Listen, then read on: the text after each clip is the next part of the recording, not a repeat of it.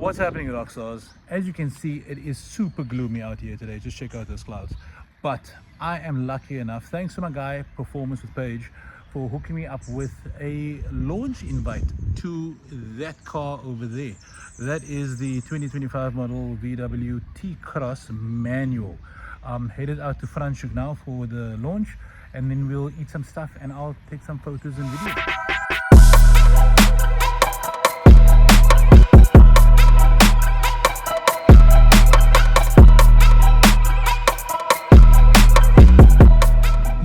I'm not a car reviewer. I am not gonna try and pretend to be a motoring journalist, because I can't. Motoring journalists, they have got a set of skills that I do not have. These guys have been testing cars for I don't know how many years. They've driven hundreds of cars, and they can compare this car to that car, to that car, to that car, something that I cannot do. But I have been involved in motorsport for a very long time. I've been involved with cars. I've even sold cars for a good number of years. So I've got a little bit of a touch on what I think people might need. But before I carry on with any of my talking, got to give a massive shout out to my homie Performance with Paige. It's because of him that I'm able to do this today with Volkswagen SA. So shout out. Go give Ernest a follow. Performance with Paige. He's an awesome guy.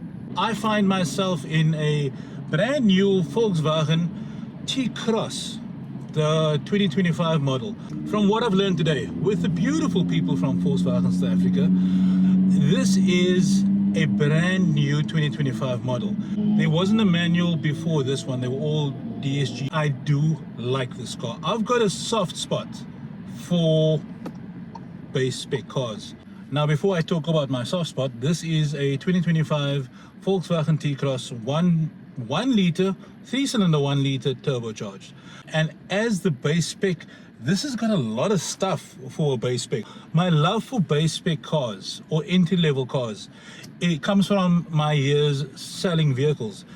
Now, when you see a review of a car, you're more often than not seeing a review on the top spec of said vehicle, the very best model in that line, with all the trims and all the options, making it look absolutely incredible. In the real world though, the people, not all of them, but most of the people that are out there buying cars are regular folk. People that need to get their kids to school, they need to get to work, they need to be able to get out to the shops, maybe do a little bit of an outing on the weekend. But let's face it, things are expensive nowadays. People need a car to do the job, right? They don't need all the extra little bits that the car might have. So more often than not, they're going for the base spec. But that being said, with what base spec cars or entry-level cars are coming out with nowadays, like this T-Cross, it's insane.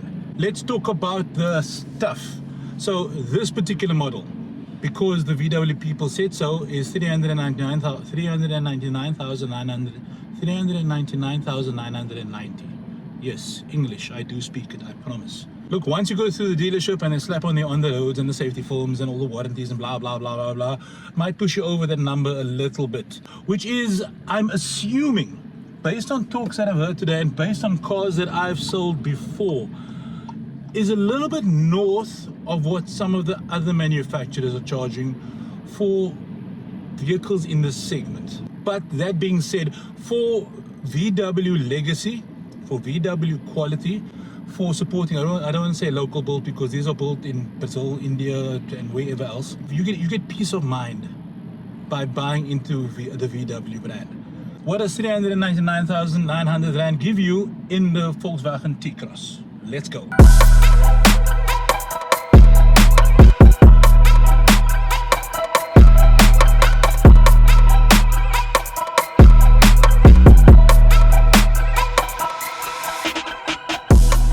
So as you would have seen in my super cinematic montage, this is a good looking car. It's not big, it's not a huge SUV, but it's not the tiniest.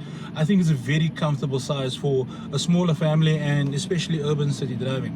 As you walk around the car, you'll see it's got things like color-coded mirrors, it's got color-coded door handles as well. At the back, the car doesn't have reverse camera, but this particular one does have park distance control. So when I put it into reverse, I've got a little graphic that pops up here on the 8-inch touch screen, very fancy. for an entry spec car, I'm super impressed. So it does have park distance sensors at the back, not in the front though. This one does 70 kilowatts. The ones above this, I'm not sure exactly which ones, but they do have like the R line, I think does 85. Don't quote me on that, rather go check the Googles, but I do know that this one is 70 kilowatts for the manual version, the 2025 one. And for a base spec vehicle, it does have a lot of things. Let's first talk about the stuffs. So you jump in, the first thing you're going to touch is probably the steering wheel. It's firm, slightly squishy, but not very. Right? So it's a firm steering wheel. I'm okay with that. But just looking around the cabin, right? First of all, you've got this 8-inch touchscreen display, which I'm kind of okay with. Usually, I hate touchscreen anything. I want buttons. I want a button I can press and click. I want a knob that I can turn. This 8-inch touchscreen does have a button and a dial. So I don't mind if it's a touchscreen and I'll press on the touchscreen to grab a radio station, or I'll press to touch a function. But the moment I have to slide across the touchscreen to change volume or change my air conditioning temperature or something, that's where I draw the line, because there is no way you can fine tune that accurately enough without it being dangerous. I just don't like the idea. Rather give me a knob, give me a button or a dial that I can turn. That's kind of what they got here. And the infotainment system has got Android Auto, Apple CarPlay. It's got a bunch of things on it, and then you can check out the it's got various car settings on there. Whoops, big speed bumps, sorry, potholes. And then also we've got the air conditioning happening on the inside here. So base spec does have aircon. Again, dials and a button. Press the button to put the aircon on, turn the dial to make the aircon hot and cold. Good job, VW. And then just below that aircon vibes, there's two USB ports over there, but not the big USBs, they're the USB 3s, USB 3 ports. And then a section at the bottom of that for storage. At the moment I've got my specs in there. And a 12-volt power supply, which older people would know used to be a cigarette lighter. Yeah, we don't play that anymore, so it's a 12-volt power supply. I've seen in a PDF that there's a wireless charge in here. I'm assuming it's that. Now, I don't know if this particular one has the wireless charger or if it's only for the top spec one, so just do a Google. Let me know in the comments, because I just don't know and I haven't checked. This is why I can't be a journalist or a reviewer. On the steering wheel, there's a bunch of buttons, as is per normal with VW. And again, there were some VW models where these buttons are haptic, sort of touch. No fam, just give me a button. I'm happy with these. So on the left hand side, what looks like cruise control, and maybe I'm just getting it wrong, but like I said, this is the base spec. What looks like the cruise control button actually activates a speed limiter.